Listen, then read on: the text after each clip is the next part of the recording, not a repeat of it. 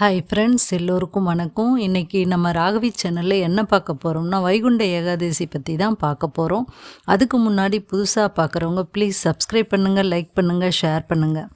மார்கழி மாதம் என்றாலே இறைவனை வணங்கக்கூடிய ஒரு சிறப்பான மாதமாக கருதப்படுகிறது. இந்த மார்கழியில் வரக்கூடிய ஒரு சிறப்பான விரதம் இந்த வைகுண்ட ஏகாதசி விரதமாகும்.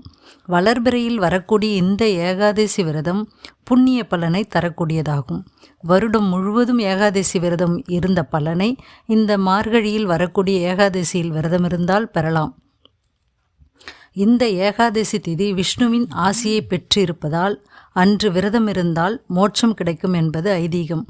வைகுண்டம் என்றால் விஷ்ணுவின் இருப்பிடம். இந்த வைகுண்ட ஏகாதசி நாளில் அனைவருக்குமே வைகுண்டத்தின் வாசல் கதவு திறந்திருக்கும் என்று கூறுவர். இந்த விரதம் இருந்து விஷ்ணுவை வணங்கி பரமபத வாசல் திறப்பதை பார்த்தால் இறைவனின் அருளை நாம் பெறலாம்.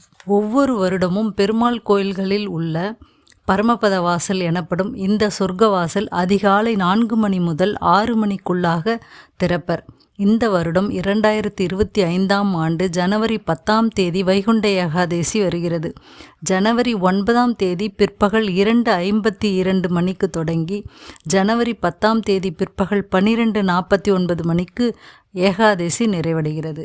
ஏகாதசி முழுவதும் விரதம் இருந்து துவாதசியில் விரதத்தை முடிப்பர். ஒரு சிலர் பால் பழம் எடுத்துக்கொண்டு விரதம் இருப்பர். ஒரு சிலர் துளசி தீர்த்தம் மட்டும் எடுத்துக்கொண்டு விரதம் இருப்பர். ஒரு சிலர் ஒருவேளை உணவு மட்டும் எடுத்துக்கொள்வர். அவரவர் உடல் நலன் பொறுத்து மாறுபடும். விரத நாளில் துளசியை பறிக்கக்கூடாது. முன்பே வாங்கி வைத்து கொள்ளவும். விஷ்ணு சகஸ்ரநாமம் அன்று படிக்கலாம் அல்லது விஷ்ணு புராணம் படிக்கலாம். அவரின் நாமாக்களை உச்சரிக்கலாம். அன்றைய தினம் தூங்காமல் விழித்திருந்து பஜனை செய்வர். அதில் கலந்து கொள்ளலாம். துவாதசி அன்று அதிகாலை விரதத்தை முடித்து கொள்வர். 21 வகையான காய்கள் போட்டு சமைத்து விரதத்தை முடிப்பர். விரதம் முடித்த அன்று முழுவதும் உறங்கக்கூடாது. சகல சௌபாகியமும் பெற்று பாவம் நீங்கி சொர்க்கத்தை அடைவர் என்று நம்பப்படுகிறது. அனைவரும் இந்த விரதமிருந்து புண்ணிய பலனை பெறுங்கள். நன்றி, வணக்கம்.